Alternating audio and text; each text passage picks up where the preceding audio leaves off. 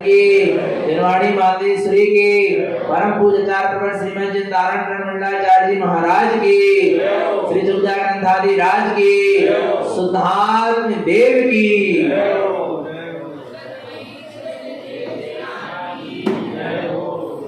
परम आराध्य मां जनवाणी सद्गुरु कारण स्वामी जिनैन परमात्मा की अमृत झरती शुद्ध जिंदेशना श्री कमलवती जी ग्रंथाधिराज सदगुरुदेव कारण करण भवन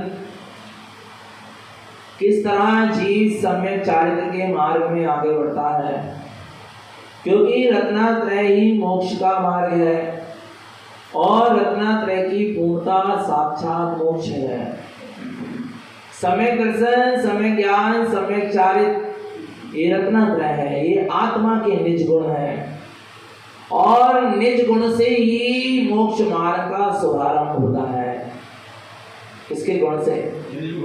निज गुण की आराधना से ही, निज गुण की उपासना साधना से ही मोक्ष मार्ग का क्या होता है?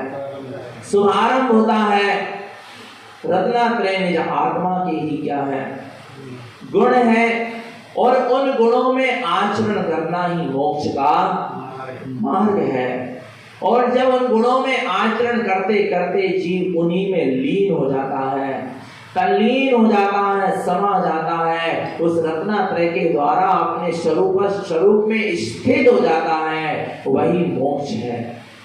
रत्नात्रय मोक्ष का मार्ग है और रत्नात्रय की पूर्णता साक्षात मोक्ष है। और रत्नात्रय निज आत्मा में है तो भगवान आत्मा निज आत्मा में ही मोक्ष का मार्ग है और निज आत्मा ही साक्षात मोक्ष है। कहीं बाहर जाने की आवश्यकता नहीं है। तो अपने ऐसे रत्नात्रयमयी निज चैतन्य स्वभाव को देखो, वही मेरे लिए इष्ट है, क्योंकि मेरे मोक्ष मार्ग का शुभारंभ मेरे ही निज स्वभाव की दृष्टि से हो रहा है।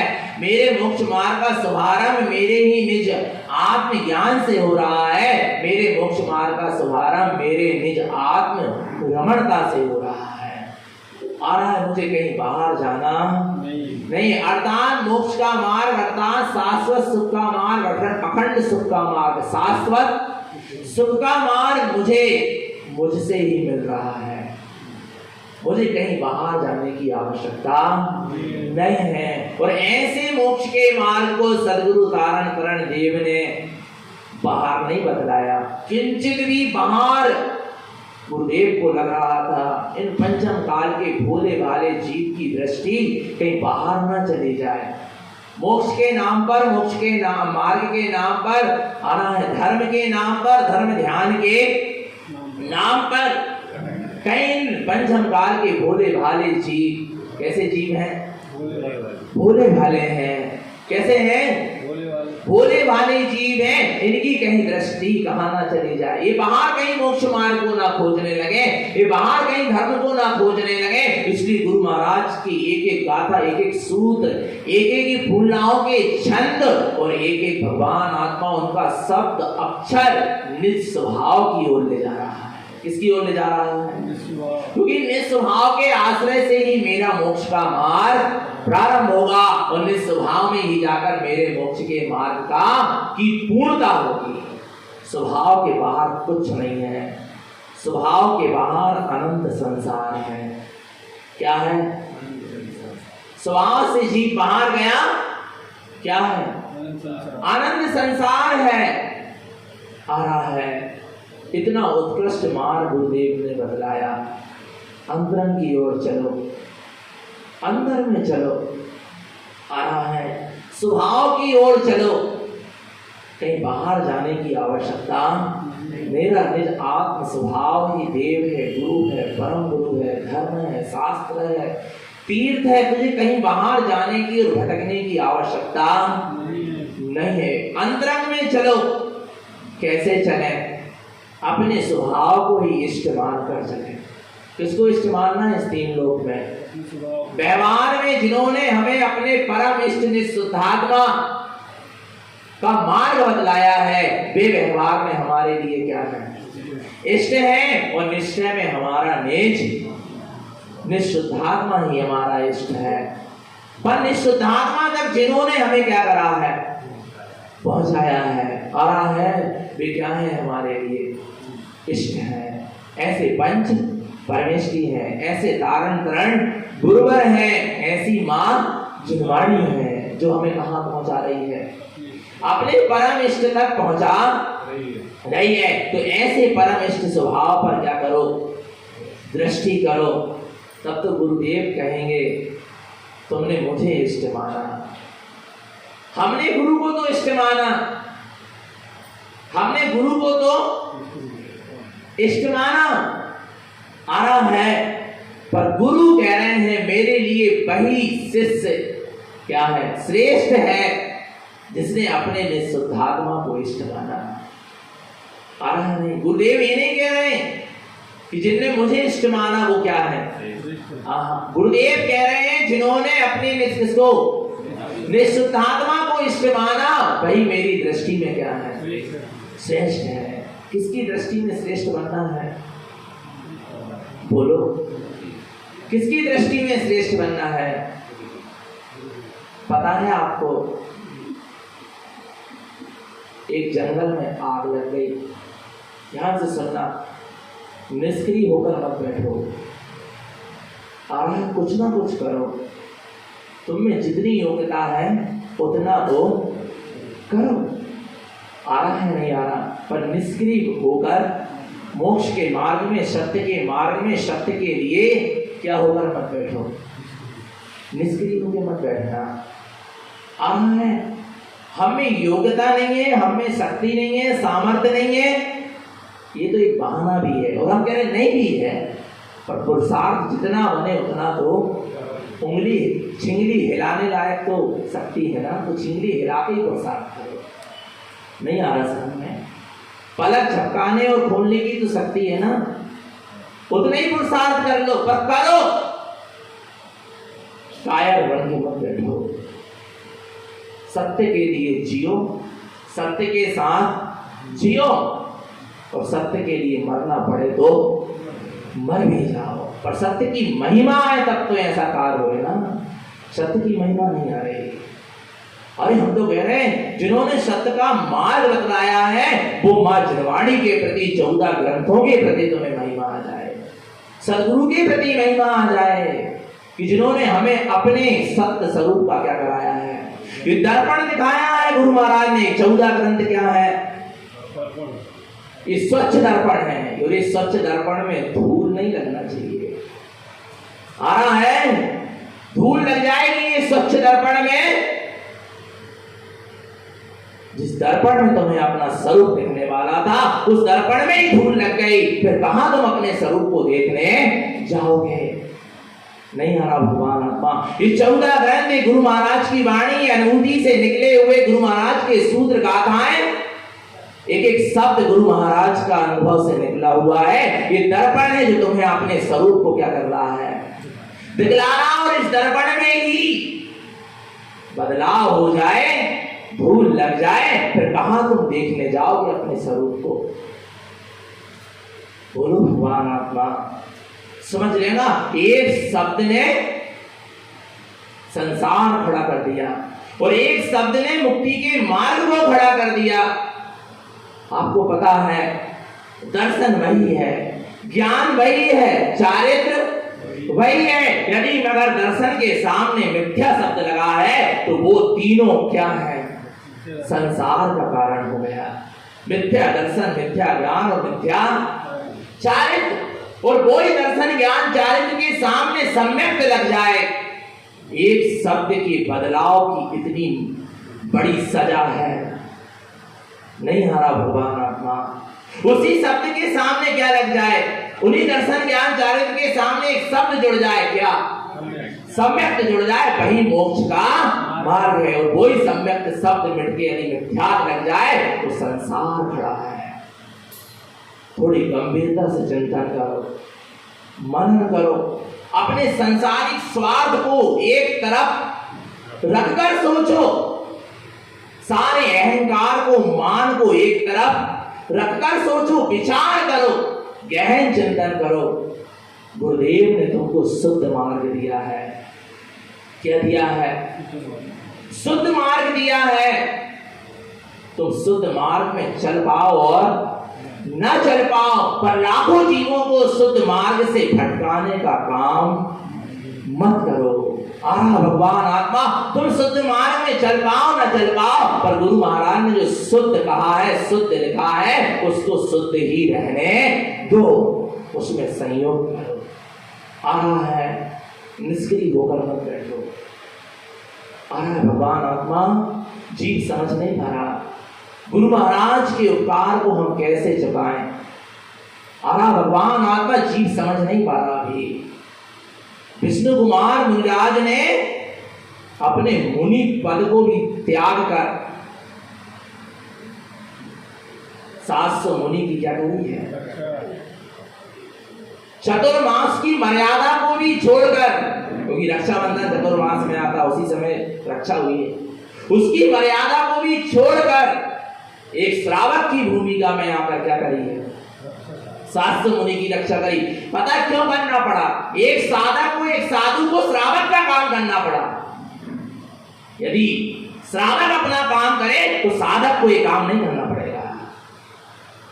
आरा भगवान आत्मा, उन्होंने मुनि पद को त्याग दिया और हमको संसारिक पद का भय है, हमको समाज के लोगों का भय है, जिन धर्म की रक्षा करने के लिए विचार करना। भगवान आत्मा, पता है पद्म राय नाम के क्या थे? राजा थे। आ रहा है, कौन थे? उस नगर के, हस्तिनापुर नगरी के कौन राजा थे? पद्मनाम राय के नाम के राजा थे, जिन्होंने मंत्रियों को 7 दिन के लिए क्या कर दिया था? बोलो ना, राज्य क्या कर दिया था? दे दिया था। और उन बलि आदि मंत्रियों ने फिर मुनिराज के ऊपर क्या किया? अपना बदला लेने के लिए क्या किया? उपसर्ग किया। घोर मांस, हड्डी, चर्बी आदि से अग्नि प्रज्वलित की गई, पशु बलि दी गई। विचार करना भगवान आत्मा, घोर उपसर्ग हुआ। और यदि पद्मराय नाम के राजा, जो राजपद में थे, जो हस्तिनापुर के राजा थे, जो न्याय था, न्यायालय था, यदि कोई उनको क्या कर देता? रक्षा, उनकी रक्षा कर देता मुनिराज की, तो भगवान आत्मा विष्णु कुमार मुनिराज को अपना साधु पद में त्यागना पड़ता। एक साधक को श्रावक का काम नहीं करना पड़ता।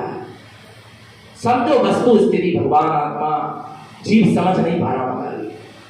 आ रहा है भगवान आत्मा, अभी भी कुछ नहीं बिगड़ा, अभी भी अपने पास क्या है? समय है। सत्य के लिए जियो, सत्य के साथ जियो। वो पता है दुनिया कहेगी, बुराई करेगी, निंदा करेगी, दुनिया अपनी दृष्टि से तुम्हें नीचे गिरा देगी, पर यदि तुम सत्य के साथ हो तो जिनेंद्र की दृष्टि से नीचे नहीं गिरोगे, सदगुरु की दृष्टि से नीचे नहीं गिरोगे, तुम अपने आप की दृष्टि से नीचे नहीं गिरोगे। तुम गलत काम कर कर भी लोगों की दृष्टि में यदि अच्छे बन जाओ तो इसमें कोई बहुत बड़ी बात नहीं है, पर तुम अपनी दृष्टि में तो गलत हो ना, तुम जिनेंद्र की दृष्टि में तो गलत हो ना, तुम गुरु की दृष्टि में तो गलत हो ना। विचार करना भगवान आत्मा। आ रहा है नहीं आ रहा समझ में? जंगल में क्या लग गई? क्या लगी? आग लगी। बहुत सारे लोग आग को क्या कर रहे हैं? बुझाने में। जंगल की आग, भयंकर आग। आ रहा है भगवान आत्मा, जैसे तैसे सब लोग आग को बुझाने के लिए पानी का प्रबंध, जल का प्रबंध कर रहे हैं। एक छोटी सी चिड़िया, कौन? तुम ये मत कहना हम में दम नहीं है, हम क्या करेंगे, बड़े लोगों की अनुमति चाहिए। अरे भगवान आत्मा, तुम कुछ तो करो, चिंगड़ी हिला सकते तो चिंगड़ी हिला दो। आरा भगवान आत्मा, और कुछ ना कर पाओ तो सत्य के लिए भावना तो भालो। इतो भी नहीं कर सके तो कुछ नहीं किया तुमने। आरा भगवान आत्मा, समझना भगवान आत्मा, उस छोटी सी गाय ने, चिड़िया ने अपनी चोंच में क्या भरे? पानी भरे, उड़कर आए, वो पानी क्या करे? उस आग में क्या करे? डाले। समझना भगवान आत्मा, लोगों की दृष्टि में अच्छे बन जाना, समाज की दृष्टि में अच्छे बन जाना, समाज में तो तुम टिके रहोगे पर मोक्ष के मार्ग में नहीं टिक पाओगे, गुरु के मार्ग में नहीं टिक पाओगे, जिन शासन के मार्ग में नहीं टिक पाओगे। आरा भगवान आत्मा समझ लेना, लोगों की दृष्टि में जो अच्छे लोग हैं ना, उनकी लिस्ट में तो तुम्हारा नाम आ जाएगा, पर जिन शासन की दृष्टि में जो अच्छे हैं उनमें तुम्हारा नाम उस लिस्ट में नाम नहीं आएगा। समझ लेना भगवान आत्मा। पता है वो छोटी सी चिड़िया ने चोंच में क्या भरे, पानी भरे और क्या कर दे, आग में लाकर क्या करे, डाले। उसके छोटे छोटे से बच्चे, कौन उसके छोटे छोटे से बच्चे, चूजे कहते हैं जिसको, वे घोंसले में थे। पता है वे कहते हैं अपनी माँ से, उस चिड़िया से, माँ तुम व्यर्थ प्रसाद कर रही हो, तुम व्यर्थ प्रयास कर, इतने बड़े लोग, इतने बड़े बड़े जल के स्रोत से आग नहीं बुझ रही, तुम्हारी चोंच भर पानी से, बूंद भर पानी से क्या आग बुझेगी। तो चिड़िया कहती है सुनो बेटा, आ रहा है बिलाई आग बुझे और ना बुझे मेरी चोंच भर पानी से, बूंद भर पानी से, परंतु भगवान आत्मा समझना, वो कहती है बेटा सुनो, मेरी चोंच भर पानी से, बूंद भर पानी से आग बुझे और ना बुझे, परंतु जब भी इतिहास लिखाएगा तो भगवान आत्मा आग लगाने वालों में नहीं, आग बुझाने वालों में मेरा नाम लिखाएगा। नहीं आ रहा भगवान आत्मा, निर्णय करो तुम्हें अपना नाम कौन सी लिस्ट में लिखवाना है।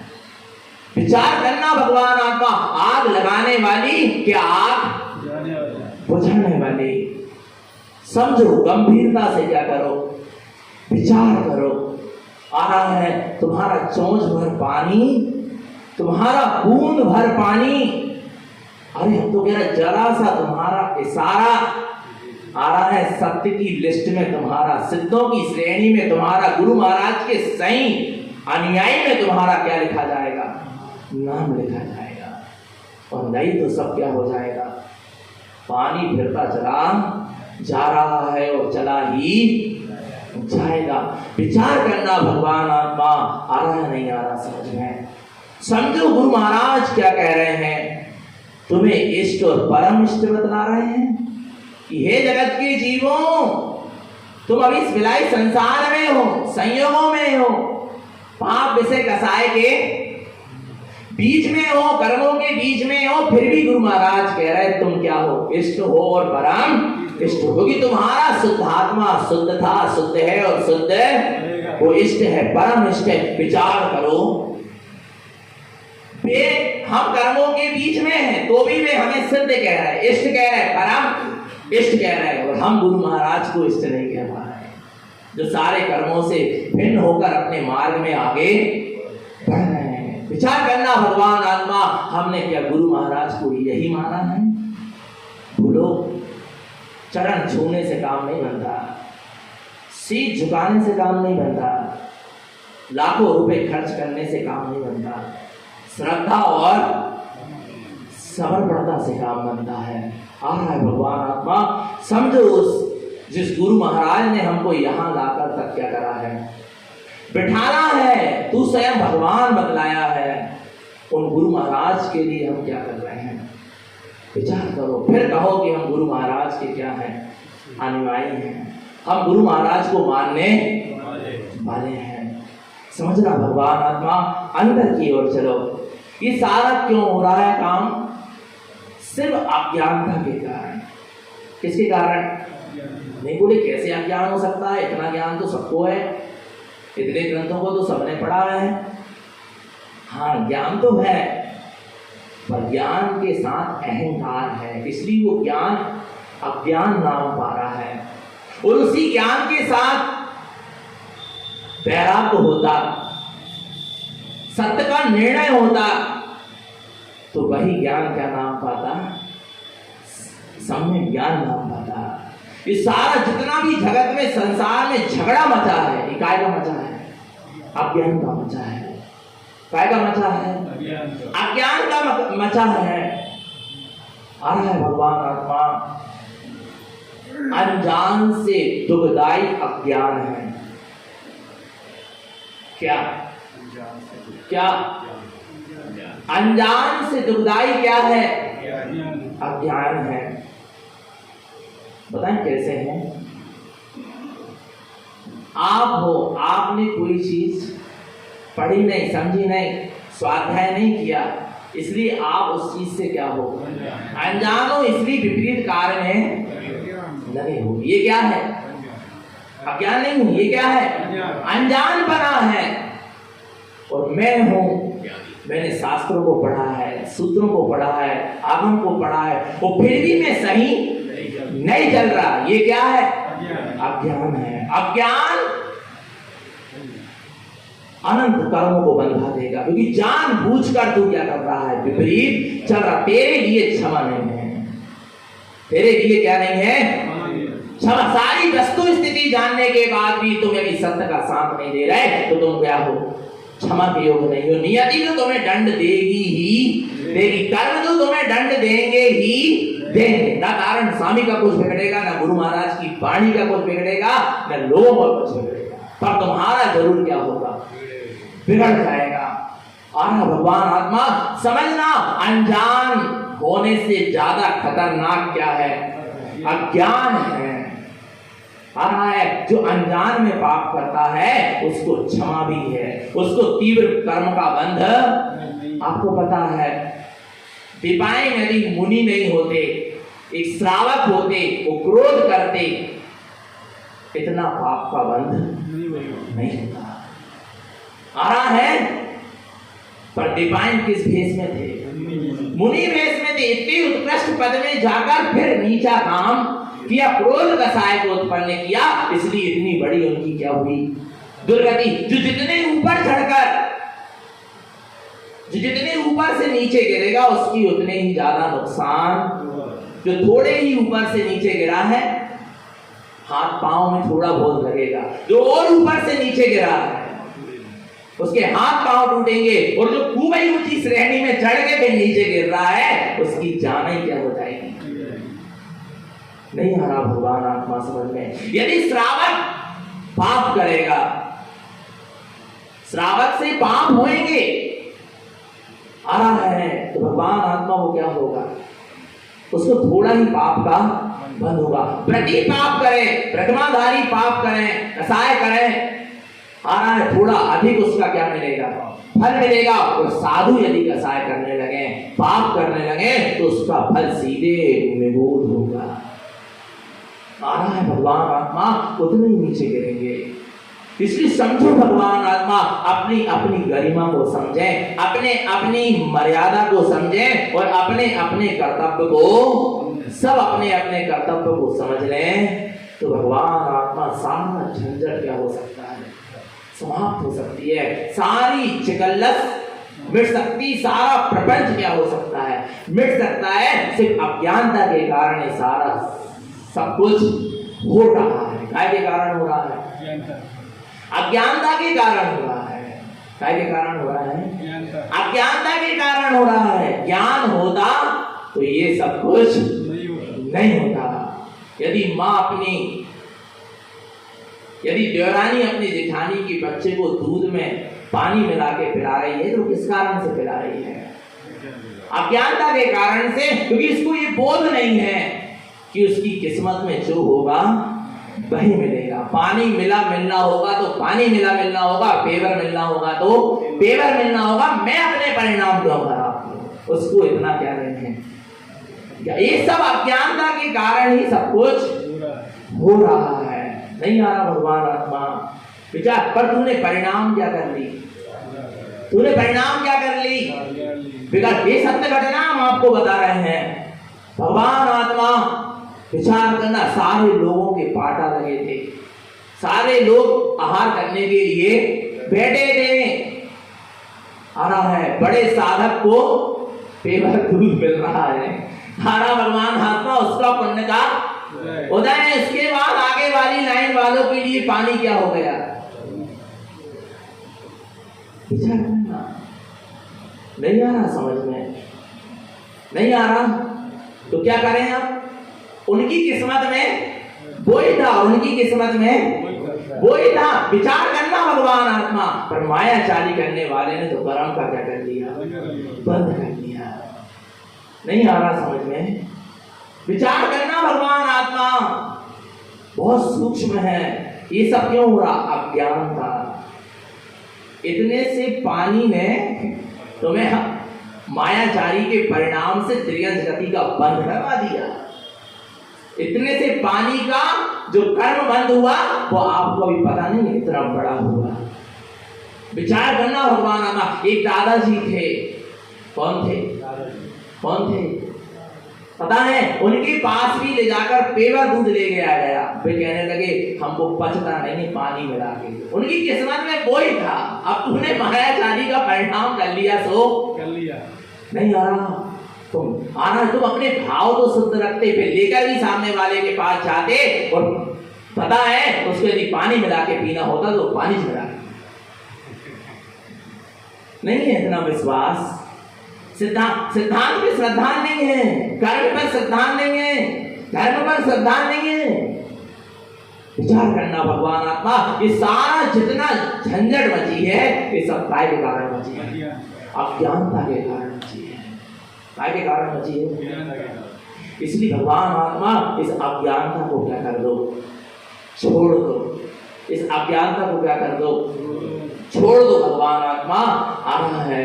गुरु महाराज कहते हैं अन्यानम नहुदेष्टम, 18 नंबर की गाथा है।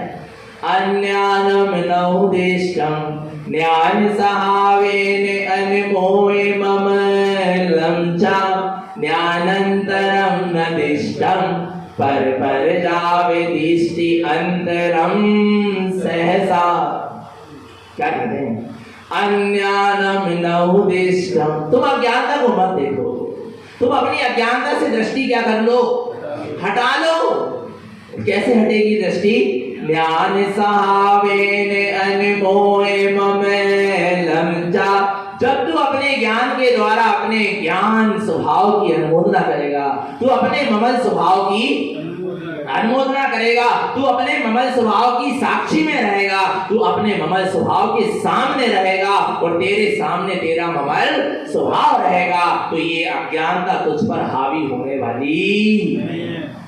क्योंकि ममल ज्ञानमयी है। तेरा जो ममल स्वभाव है वो कैसा है? ज्ञानमयी है। और जहां तेरा ज्ञानमयी ममल स्वभाव क्या होगा? तेरे सामने होगा। आ रहा है तेरे से कोई अज्ञानता फिर होने वाली नहीं। होता क्या नहीं होता है? ऐसा होता क्या नहीं होता? एक बार हम सब बच्चों को लेके चारों धाम की, हर साल निकलते हैं चारों धाम माने चारों क्षेत्रों के, अपने गुरु महाराज के चारों क्षेत्र के दर्शन करने जा रहे थे। तो हमने बच्चों से कहा बेटा अपन 2-4 बड़े लोगों को भी रख लें, चाचा लोगों को रख लें। देखने लगे ठीक है भैया जी देखेंगे। फिर धीरे से आगे कहते हैं सब लड़के लोग चाचा लोग को मत। मैंने कहा क्यों? मैंने कहा क्यों? कहने लगे हम मस्ती नहीं कर पाएंगे। नहीं आ रहा समझ में? नहीं आ रहा समझ में? हम क्या नहीं कर पाएंगे? बोले हम वैसे आपके सामने भी ऐसी मस्ती नहीं करी, पर आपके सामने थोड़ी बहुत चलेगी। हमारा भगवान पर चाचा लोग रहेंगे तो हम ना मोबाइल चला पाएंगे, ना अच्छे से हंस बोल पाएंगे, ना कुछ कर पाएंगे। वो डर ही था माना, मजा ही नहीं आएगा हमको यात्रा। विचार करना, ये तो एक उदाहरण दे रहे। आ रहा भगवान आत्मा क्यों? क्योंकि बड़ा सामने है ना। तो जब बड़ा सामने है तो आपसे फिर कोई गलत काम अपने आप, इसलिए तुम अपने बड़े को अपने सामने रखोगे। किसको? बाहर में नहीं, बाहर में कोई बड़े नहीं मिलने तुम, बड़े खुद ही भ्रष्ट है, तुम्हें क्या सुधार है? आ रहा है भगवान आत्मा तुम अंदर में अपना बड़ा, अपना ममलय ममल स्वभाव हो, अपना ज्ञान स्वभाव हो, अपना परम परिणामी भाव, उसको क्या रखो? सामने रख के चलो। ना आपसे मिथ्यात होगा, ना ज्ञान होगा, ना कुज्ञान होगा, ना मोह होगा, ना राग होगा, ना देश होगा, ना कसाय होगी। वो करने नहीं देगा ना। वो उसका वो स्वभाव की महिमा इतनी है कि स्वभाव जिसके साथ चलेगा, स्वभाव को जो अपनी दृष्टि में अपने ज्ञान में बसा के चलेगा, उससे कभी विवाह और विहार हो सकते नहीं। इसलिए तो शिष्य को अपने गुरु के संग में रखा जाता है। गुरु की दृष्टि, गुरु की निगरानी में क्या होता है? शिष्य होता है, जिससे वो शिथिलाचार में ना जाए। आ रहा भगवान आत्मा, समझना चैतन्य आत्मा आ रहा है। तो अपना बड़ा कौन है? अन्यानम न उदेष्टम। तेरे जीवन में अज्ञानता नहीं दिखेगी। कब? ज्ञान सहावेन अनमोहे ममेलम जा। तू जब अपने ज्ञान ममल स्वभाव की क्या करेगा? अनुमोदना करेगा, उसको अपने सामने रखेगा, उसमें लीन रहेगा, उसमें तल्लीन रहेगा, तन्मय रहेगा। ज्ञानंतरम नदेष्टम। फिर तेरे ज्ञान में कोई अंतर दिखाई देने वाला नहीं है। अंतर कैसे पड़ जाता है ज्ञान में? ज्ञान निरंतर है, ज्ञान में अंतर नहीं है क्या? ज्ञान ने कभी जानना बंद किया? ज्ञान ने अपने काम को बंद किया क्या? शुभ भाव आया शुभ को जाना, अशुभ आया तो अशुभ को जाना, पुण्य आया तो पुण्य को जाना, पाप आया तो पाप को जाना, कर्म आया तो कर्म को जाना, स्वभाव आया सामने तो स्वभाव को जाना। ज्ञान ने जानना, निगोद में जानने के बाद भी जीव एक श्वास का 18 बार जो जन्म मरण हो रहा ना, उसी को जान रहा निगोद, पर जानना बंद नहीं हुआ। ज्ञानांतरम न दिष्टम। ज्ञान में कभी अंतराल नहीं पड़ता। आप सो भी रहे हो पर ज्ञान नहीं सो रहा। उठ के जब तो बता देते बहुत अच्छी नींद आई। किसने बताया? किसने बताया? ज्ञान ने बताया। ये सपना आया, किसने बताया? तुम तो सो गए थे ना, बोलो ना। फिर किसने बताया कि ये सपना आया? ज्ञान जाग रहा है। आप रात में कितनी गहरी नींद में सो रहे होंगे, भगवान आत्मा पता। आपको जब लघु शंका लगती तो आप उठ जाते हो। क्यों उठ गए? कौन जागृत था? किसने जगाया? ज्ञान ने जगाया। ये समझ लेना भगवान आत्मा आ रहा नहीं आ रहा। अरे जिसका ज्ञान जागरूक होता जाता है ना, सपने में आपको सपना आया कि रात्रि में आप भोजन कर रहे हैं, आपका ज्ञान कह देगा नहीं नहीं नहीं, रात्रि में भोजन नहीं करना। बिलाई पता है क्या चल रहा है? ये किसने जागरूक किया? ज्ञान ने। ज्ञान हर समय क्या है? सजग है, जानता रहता है। ज्ञान का जानना कभी बंद हुआ नहीं। ज्ञानांतरम न दिष्टम। तुम अपने ज्ञान स्वभाव में अंतर मत देखो। ज्ञान निरंतर है पर तुम्हारी दृष्टि ज्ञान में निरंतर नहीं है। बस इसलिए ज्ञान में अंतर क्या होता है? आ जाता है, या कहने में आता है। ज्ञान कैसा है? निरंतर है। और दृष्टि भी ज्ञान में कैसी होना चाहिए? निरंतर होना चाहिए। ज्ञानांतरम न दिष्टम। ज्ञान में कोई अंतर नहीं है, कोई अंतर मत देखो। पर क्यों अंतर पड़ जाता है? पर पर्याव दृष्टि अंतरम सहसा। पर पर्याय की दृष्टि होने पर तुम्हारे ज्ञान में अंतर पड़ जाता है, अंतर सहना पड़ता है। काय के कारण? पर पर्याय में दृष्टि के कारण। पर ज्ञान में कोई अंतर नहीं। पर ज्ञान स्वभाव से दृष्टि खिसक के कहां गई? पर पर्याय में चली जाती है तो क्या पड़ जाता है? अंतरम सहसा। अंतर क्या हो जाता है? पड़ जाता है। अंतर को सहना पड़ता है। आ रहा है, इसलिए पर पर्याय से दृष्टि क्या करो? हटा दो। और जो अपना ज्ञान स्वभाव निरंतर है उस पर दृष्टि जमा दो। क्योंकि ज्ञान स्वभाव निरंतर है, बाकी सारी पर्याय क्या हो जाने वाली है? छूट जाने वाली है, बिला जाने वाली है, नाश को प्राप्त हो जाने वाली है, क्षणभंगुर है। तो ऐसी क्षणभंगुर नाशवान पर्याय पर दृष्टि मत दो। किस पर दृष्टि दो? जो निरंतर है। अपना ज्ञान स्वभाव क्या है? निरंतर है। उस पर दृष्टि होगी तो हमारा मार्ग भी निरंतर रूप से आगे बढ़ता चला जाएगा। पक्का है क्या? नहीं है। और ज्ञान से दृष्टि हटती है, पर्याय से दृष्टि में जुड़ती है, पूरी साधना में क्या पड़ जाता है? अंतर पड़ जाता है। आ रहा है भगवान आत्मा। पूरा खेल किसका है? दृष्टि का है। दृष्टि पर्याय में है कि अपने निरंतर ज्ञान स्वभाव में, ये देखना है। दृष्टि अगर निरंतर ज्ञान स्वभाव में है तो तुम्हारी साधना में कोई फर्क नहीं पड़ेगा, अंतर नहीं पड़ेगा। और यदि दृष्टि काय में है, पर्याय में है, तो आपकी साधना में क्या पड़ेगा? अंतर पड़ेगा। तो हमारी दृष्टि कहाँ होना चाहिए? आपको पता है, चंद्र चकोर जैसी दृष्टि होना चाहिए। किसकी जैसी? चंद्र चकोर समझते हो क्या? चकोर पक्षी जो होता है, जैसे शाम होती है और शीतल शीतल उसको चंद्रमा की किरण का अनुभव होता है, उसकी दृष्टि कहाँ चली जाती है? चंद्रमा पर चली जाती है। और चंद्रमा रात भर में क्या होता है? गोल घूमता चला जाता है। और वो चकोर पक्षी की गर्दन भी पूरी गोल क्या हो जाती है? घूम जाती है। पर उसकी दृष्टि चंद्रमा से हटती, उसको इतना प्रिय है चंद्रमा। ऐसे सम्यक दृष्टि ज्ञानी को अपना निःशुद्धात्मा, अपना ज्ञान स्वभाव इतना प्रिय है कि भगवान आत्मा उसकी दृष्टि अपने ज्ञान स्वभावी रूपी चंद्रमा में क्या है टिकी रहती है। बिलाई उसकी पूरी गर्दन घूम जाए, उसका संसार में कहीं भी परिभ्रमण हो जाए, पर उसकी दृष्टि अपने चंद्र चकोर में शुद्धात्मा से हटती नहीं है। ये सम्यक दृष्टि ज्ञानी की क्या है? साधना है। आ रहा नहीं आ रहा भगवान आत्मा ज्ञानंतरम ना विष्टम, ज्ञान में अंतर, ज्ञान निरंतर है, निरंतर था और निरंतर ही रहेगा। तो ऐसे निरंतर ज्ञान स्वभाव में अपनी दृष्टि बनी रहे, निरंतर निश्चित आत्मा की सूरत बनी रहे, अपना सबका जीवन सम्यक और संयम में बना रहे। यही सद्गुरु की हम सभी भक्त जीवों के लिए पवित्र पावन देशना। बोलिए आचार्य प्रवर श्रीमद जिन नारायण मंडलाचार्य जी महाराज की।